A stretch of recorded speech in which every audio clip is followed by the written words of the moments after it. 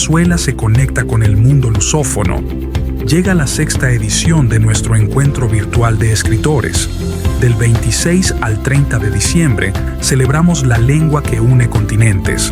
Este año, el encuentro rinde homenaje a Camilo Castelo Branco, la pluma que forjó el romanticismo portugués. 5 días de diálogos con voces contemporáneas de 3 continentes. Desde Portugal, João Paulo Braga e Isabel Millanas Machado. De Brasil, la narrativa audaz de Marcia Barbieri. Profundizaremos en Mozambique con Amose Mukabele y en Cabo Verde con el premiado José Joaquín Cabral. Una ventana a la diversidad literaria y una plataforma que impulsa el portugués en Venezuela. Asiste de forma gratuita y virtual, todos los días a las 6 de la tarde, hora de Venezuela. Descubre la lengua del futuro.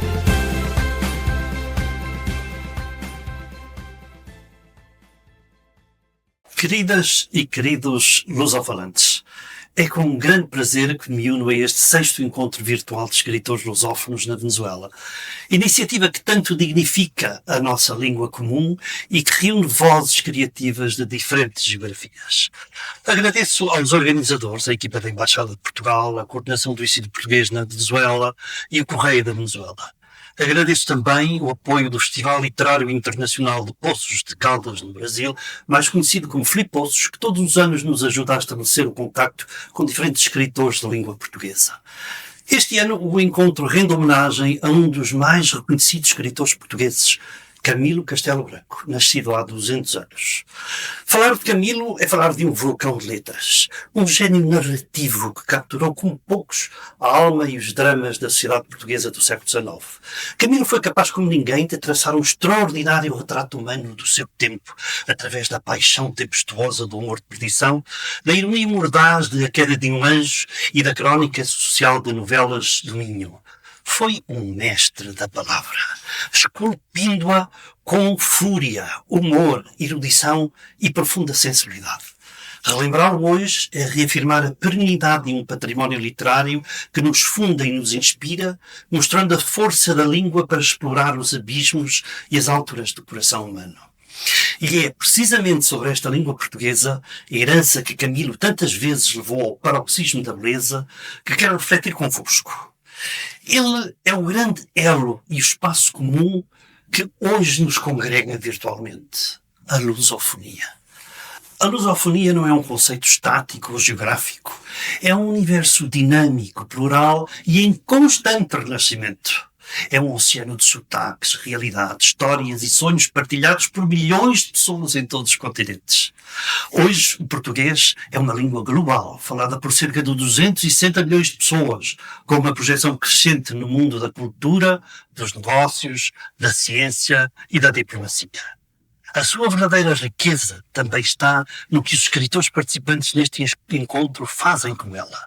De diferentes países, continentes e contextos culturais, tomam a mesma língua de Camões, Camilo, Pessoa, Jorge Amado, Clarice Lispector e Mia Couto e moldam-na para expressar as suas realidades únicas, para criar uma nova poesia, nova ficção, novos olhares sobre o mundo. Cada um de nós é protagonista do milagre que é fazer da nossa língua comum uma casa com janelas abertas para a infinita diversidade humana. Somos os legítimos herdeiros e os inovadores desta tradição. Antes de terminar, num espírito de fraternidade e de festa, gostaria de me dirigir algumas palavras especiais. À querida comunidade portuguesa que vive na Venezuela, que tanto contribui para o estreitamento dos laços entre os nossos povos, envio um abraço muito forte e a certeza de que Portugal vos tem sempre no coração. Ao público venezuelano, com quem Portugal partilha uma longa e profunda amizade, expresso a minha mais sincera e fraternal saudação. A todos vós, neste final de ano, desejo do fundo do coração um bom Natal, repleto de paz, saúde e alegria partilhada entre família e amigos. Que a luz desta quadra ilumine os vossos lares e os vossos espíritos. E que o ano novo de 2026 vos traga a todos um caminho de esperança, de realizações e de encontros frutuosos continuando a construir pontes através da palavra, da cultura e da amizade. Muito obrigado, Feliz Natal e um próspero 2026. Viva a lusofonia, viva a língua portuguesa. Bom dia, boa tarde, boa noite. Boa tarde. Bem-vindos a este 6º Encontro Virtual de Escritores Lusófonos na Venezuela. O meu nome é Rainer Souza, sou o coordenador de ensino português aqui na Venezuela. Este 6º encontro tem o apoio da Embaixada de Portugal aqui em Caracas, da Coordenação de Ensino Português na Venezuela, do Instituto Camões, ou Camões IP, e do Correio da Venezuela. Temos, como sempre, convidados de honra, escritores do mundo inteiro que têm uma coisa em comum, expressam diferentes realidades na mesma língua de Camões, ou seja, em português. Nós temos conosco hoje uma escritora brasileira, que eu quero aproveitar para cumprimentar. Estamos a falar de Márcia Barbieri. Obrigado, Márcia, por teres aceito o convite. Boa tarde, sou eu quem agradeço o convite. E para quem não conhece a Márcia, eu vou ler um pouquinho sobre Márcia. Márcia é bacharel em letras pela Unesp e é mestre em filosofia pela Unifesp. Publicou os livros de contos Anéis de Saturno, As Mãos Mirradas de Deus, O Exílio do Eu ou A Revolução das Coisas Mortas e os romances Mosaico de Rancores, O Enterro do Lobo Branco, finalista do Prémio São Paulo de Literatura 2018 e A Casa das Aranhas em 2019. Participou da coletânea Das Coisas que Perdemos Quando Você Desistiu, da Gênio Editorial, entre outras obras que Márcia tem escrito no transcurso, ou seja, ao longo da sua carreira como escritora. Temos então, Márcia, novamente muito obrigado. E temos, para começar, algumas perguntas. Uma das perguntas que eu gosto muito de fazer é sobre a sua vida, a sua formação. Por exemplo, vemos que tem uma formação em letras e filosofia, mas primeiro que tudo, de onde nasceu? Nasceu, penso que em São Paulo, é assim, Márcia? Eu nasci no estado de São Paulo, mas numa cidade chamada Indaiatuba, que é no interior do estado de São Paulo. Mas eu já estou na capital faz 20 anos.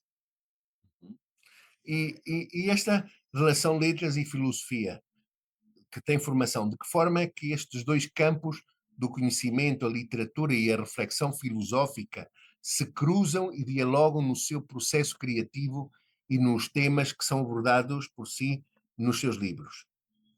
Eu sempre gostei muito de filosofia, desde muito nova, e eu lia muito, mas acho que as minhas principais referências de filósofo foi o Nietzsche, o Sartre, o Camus, porque eles se escreviam de uma forma particular, a filosofia não era uma filosofia muito sistemática, que em si a filosofia às vezes tem algumas coisas muito rigorosas, mas eles tinham um estilo de linguagem muito diferente, então eu gostava muito.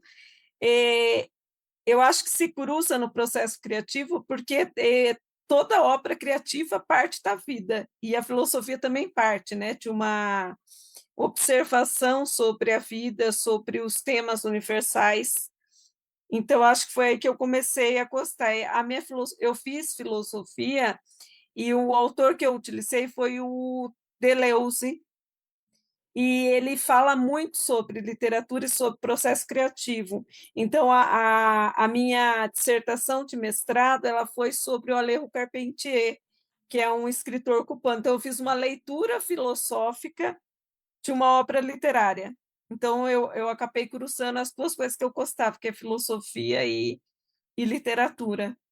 E isso, com certeza, meio que se empranha nos meus textos, porque você acaba sendo contaminado pelas ideias filosóficas e, de alguma forma, elas vão aparecer dentro dos romances e dos contos, talvez mais dos romances. Márcia, acha que toda obra obra pode ter uma leitura filosófica? Eu acho que sim. Eu acho que qualquer obra você pode ler. A leitura que eu fiz, no caso do Alejo Carpentier, foi sobre o conceito de desterritorialização do Deleuze. Mas aí tem vários conceitos filosóficos que dá para aplicar dentro das obras literárias. É porque o mestrado é sempre um recorte, né? Então, às vezes a gente lê muita coisa, mas na hora de escrever você tem que escolher um conceito ali para fazer a leitura. Uhum. Interessante isso da leitura filosófica das obras. Vejo que a sua obra abrange contos e romances. O que é que a leva a escolher uma forma ou outra para uma determinada história? Existe uma liberdade diferente no conto que não existe no romance, ou vice-versa? O que é que a faz eleger isto vai ser um conto, isto vai ser um romance, que é, é algo, uma produção mais comprida, mais complexa?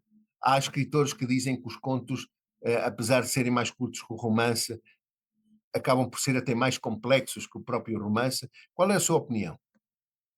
Eu comecei, eu acho que a maioria dos escritores começa a escrever por contos, por ser uma forma mais condensada. Não é que é menos complexa, mas ela é mais simples de começar e acabar, porque ela tem um espaço de texto menor. Então, quando eu comecei a escrever, eu comecei pelos contos, eu não comecei querendo escrever romance. E eu gosto até hoje, gosto muito de contos. O que eu acho diferente no conto e no romance, que me fez escolher o continuar com o romance, embora esporadicamente eu também escreva contos ainda. Mas o romance me dá uma ideia de completude, de menos esvaziamento. Porque o conto, em geral, você escreve aquele conto, você se desconecta daquela realidade do conto. O romance, eu me sinto mais acompanhada, eu tenho menos a angústia de não estar escrevendo. Porque o conto eu termino ali aquele conto, depois de algum tempo eu penso numa história e começo um outro conto. O romance eu começo, e em geral fico 1 ano, 2 anos com aquele mesmo romance, com aquela mesma trama, com aquele mesmo cenário, com aqueles mesmos personagens. Então, é mais uma escolha particular de estar sempre escrevendo. Faz com que eu me sinta mais calma dentro do romance do que dentro do conto. Claro. Em, existe alguma das suas obras que, para si, Márcia, como escritora, considera que é a sua obra, hum, não sei se favorita ou aquela que mais gosta? Eu sei que é uma pergunta difícil, isso é como perguntar a uma mãe qual é o seu filho favorito, não é? Mas tem alguma obra sua que tem um especial carinho? Eu vou falar do primeiro livro da trilogia do corpo, que é A Puta, e aí também foi explicar o porquê é o meu favorito. Eu acho que é mais meu favorito pelas coisas que ele proporcionou, porque por causa do nome, da capa, eu acho que ele foi um livro que ele andou mais rápido do que os outros livros, sem eu precisar de tanto sacrifício. Que a literatura é sempre um sacrifício para você conseguir com que a obra chegue até os leitores. E esse livro, eu acho que calça instigação, por causa do nome, então ele acaba instigando as pessoas. Então ele andou muito rápido, né? Ele e não de uma e até hoje, por exemplo, que eu falei da tradutora americana, que ela está no Brasil esses dias, ela me falou que nos Estados Unidos já vai ter outra reimpressão. Uhum. Então, é uma coisa que me deixa muito feliz, porque tá sendo lido num outro país que tem uma outra visão de mundo. Então, me deixou feliz por isso. E também porque ele foi um livro bem gostoso de escrever. Eu achei ele mais gostoso de escrever, então eu tenho um carinho. Mas também por isso, porque eu acho que ele abriu portas para outros livros chegarem. Normalmente as pessoas chegam através dele e acabam depois lendo os outros. Entendo. Também tem um livro que tem um nome bastante interessante, O Enterro do Lobo Branco, finalista do Prémio São Paulo de Literatura. Pode pa- Você poderia partilhar connosco o que é que deu origem a esta obra e qual foi o seu maior desafio ao escrevê-la, de que trata realmente o enterro do Lobo Branco? O tema, né, geral, assim, o mote dele é o feminicídio. Mas eu comecei a escrever ele, inicialmente, quando eu tive a ideia de escrever, foi por causa de um sonho recorrente que eu tinha, que era que tinha acontecido um assassinato. Eu acordava e não sabia exatamente o que tinha acontecido e não lembrava do acontecimento. E aí foi daí que surgiu a ideia e que depois eu fui lapidando essa ideia, fui escrevendo, na verdade, na medida que eu fui escrevendo também, eu fui modificando. E aí foi muito, ele foi escrito muito a partir dessa ideia do como o homem tenta controlar o corpo feminino, né? É claro que aí na literatura é uma coisa simbólica. Então o livro ele conta de um homem que mata a mulher e leva esse corpo, ele continua com esse corpo durante quando o livro começa, a mulher já está morta. Então toda a trajetória do livro é ele tendo contato com essa mulher que ele mesmo matou e ele mesmo dialoga o tempo inteiro e inventa cenários com ela como se ela ainda estivesse viva. Porque aí seria o cúmulo do possuir, né? Mesmo a pessoa já desprovida de alma, a pessoa continua querendo possuir aquele corpo. Então, o mote foi mais ou menos isso. Eu acho que a parte mais difícil de escrever ele foi a pontuação, porque eu resolvi extinguir o ponto, vírgula. Então, ele não tem pontuação. Ele, embora ele seja feito em blocos, né? Para facilitar a leitura, eu deixei ele em parágrafos, alguns parágrafos são longos, mas eu tirei a pontuação que era para ter uma lei, também para provar que a pontuação ela é meio que internalizada. Então, teve muitos leitores que me falaram, e era exatamente isso que eu queria provocar, que no início foi muito difícil começar, porque meio que emparelhava, eles tinham que voltar um pouquinho o texto, mas que à medida que eles iam lento, é como se tivesse ponto, vírgula, eles já não sentiam falta da pontuação, né? Que foi uma coisa meio que eu fiz a estrutura pensando nisso mesmo. Tem livros, esse é um deles, não é? Com títulos muito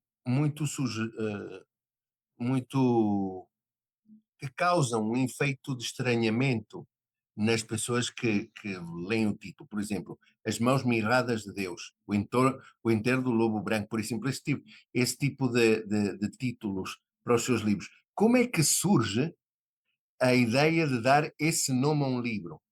É, é uma decisão sua? É, é compartilhada com outros?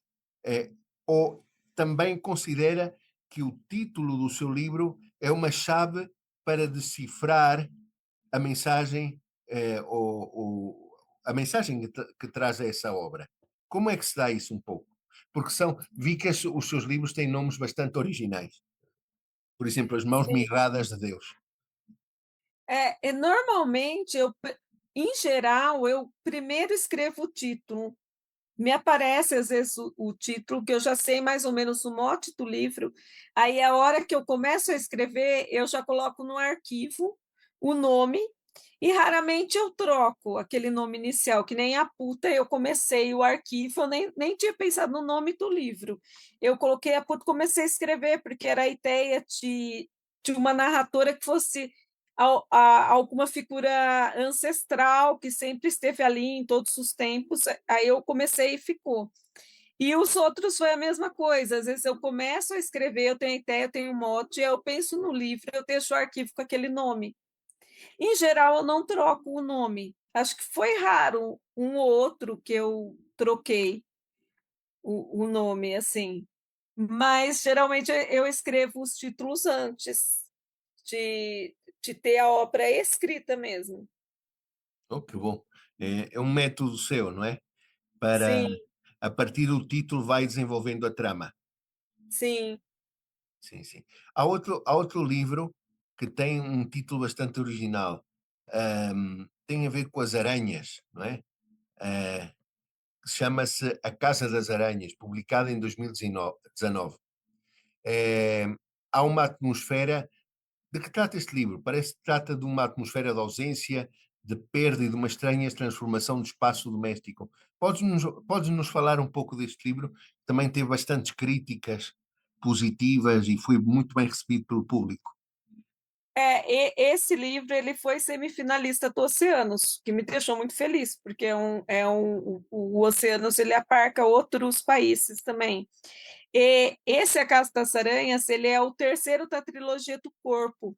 Então eu pensei a casa seria a casa como um mesmo espaço claustrofóbico e um espaço onde acontece todas as tragédias, às vezes acontece dentro das casas, né? E nesse caso seria uma casa de pensão. E a ideia era colocar a mesma mulher em tempos, como se cada cômodo da casa representasse um tempo, presente, passado, futuro. Então, tem, às vezes, as três mulheres, que são as mesmas mulheres, mas também poderiam ser qualquer mulher, em tempos e espaços diferentes. Né? A casa representa tempo e espaço diferente. Esse livro também tem uma das personagens, que é a mudinha, que não fala, e quem fez e a ideia foi que o capítulo, por ela não falar, fosse só ilustrado. Então, tem um capítulo que ele tem 10 ilustrações do Ifacita, que eu fui falando para ele o que eu queria narrar com aquela ilustração, e ele fez as ilustrações. Então, acho que talvez a maior diferença dele seja esse capítulo, por não estar sendo escrito, né, na língua, em nenhuma língua, mas através da imagem. Claro. Márcia, como vê o panorama literário atual brasileiro, não é? Em Portugal, em particular, desculpa, em particular para as mulheres escritoras que, como a Márcia, trabalham com uma prosa de forte densidade literária e temática, por vezes bastante inquietante. Acha que há espaço? Primeiro, são duas perguntas em uma. Há espaço no panorama literário brasileiro para as mulheres? E a segunda pergunta, para este tipo de temas, como por exemplo o femicídio e coisas que são temas fortes, acha que o Brasil, a literatura brasileira, acolhe positivamente as mulheres que escrevem hoje em dia no Brasil? Eu acho que mudou bastante se a gente pensar no panorama literário 20 anos atrás e hoje, eu acho que mudou bastante o espaço dos homens e das mulheres.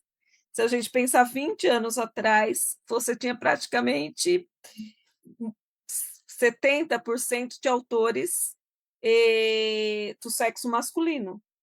Hoje está mais equilibrado, eu acho, mais por uma coisa política que é sempre falado sobre essa diferença, como que se tem o apagamento histórico da mulher. Então, acho que hoje está um pouco mais fácil do que já foi anos atrás. E hoje, talvez, eu acho que o que muda muito são as editoras. O mercado literário, em geral, ele é mais atento a grandes editoras do que a editoras independentes. Embora as editoras independentes é um número muito maior, mas eu acho que as editoras independentes são as que mais fazem livros diferentes. Eu sinto que, às vezes, as editoras grandes, por ela ter uma representatividade, ela tem que se representar comercialmente, e me dá a impressão que os livros precisam ser mais consumíveis, Uhum. ser consumidos de forma mais fácil. Eu estava até conversando isso também com a tradutora, porque, como ela é americana, eu queria ver como isso acontece nos Estados Unidos, se lá também é assim, se lá tem ou é tudo igualitário, tipo, tanto pequenas editoras quanto grandes editoras, temas, e ela falou que acontece da mesma forma, há um espaço grande para editoras grandes e há um espaço menor para editoras pequenas, então editoras independentes o trabalho sempre é mais difícil você chegar, mas eu não eu acho que tem a ver com o tema nesse sentido, porque um tema que é difícil ele dificilmente vai ser vendido muito, porque às vezes as pessoas não querem pensar sobre isso. Exatamente. Por exemplo, o Evitam. feminicídio não é uma coisa que as pessoas querem pensar de forma, eu quero ler literatura, mas eu quero uma literatura mais palatável, que eu não precise sofrer, que eu não precise pensar. Então, nesse sentido, eu acho que é mais difícil. Os meus livros, em geral, eles têm temas fortes. Então, eu acho que é mais difícil que eles cheguem em muitas pessoas. Porque Uhum. tem eu acho que essa barreira de você não querer pensar sobre assuntos que geram desprazer. Uhum.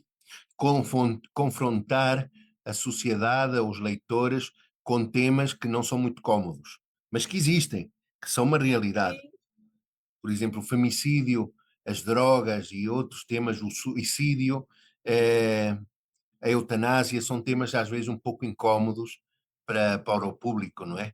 E às vezes é difícil que as pessoas queiram ler sobre esses temas que estão presentes na nossa sociedade. Em, existe, existe alguma escritora brasileira, Márcia, que você, pessoalmente, como escritora, admira? e Ou escritoras?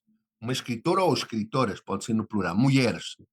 mulheres. Eu fui muito influenciada pela Hilda Hilst, eu acho. Embora não li ela quando eu era muito nova, mas eu me identifiquei muito. Eu li ela um pouco mais velha, eu tinha em torno de 30 anos, e eu me identifiquei muito com a prosa dela, exatamente porque eu acho que ela trata de temas desconfortáveis e Quem? escreve Quem? de uma forma. Quem era?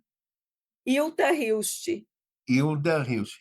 É brasileira, mas muito conhecida no panorama brasileiro. Sim, é a Hilda Hilst, sim. Eu acho que internacionalmente ela não foi tão conhecida. Eu acho que então hoje ela não é tão conhecida como a Clarice Lispector, se você Claro. pensar. E elas se viram na mesma época, né? São da mesma geração. Também gosto bastante da Lígia Fagundes Telles, de uma outra forma, mas eu gosto bastante também. Principalmente os contos Uhum. da Lígia Fagundes Telles.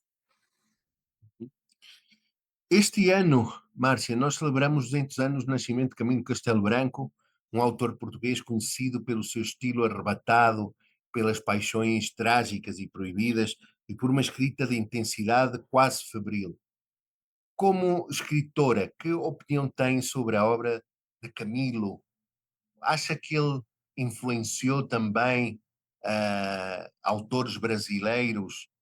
Que opinião tem sobre a obra e o legado que nos deixou Camilo Castelo Branco, autor de romances como O Amor de Perdição, eh, e entre outras, Novelas do Minho, etc.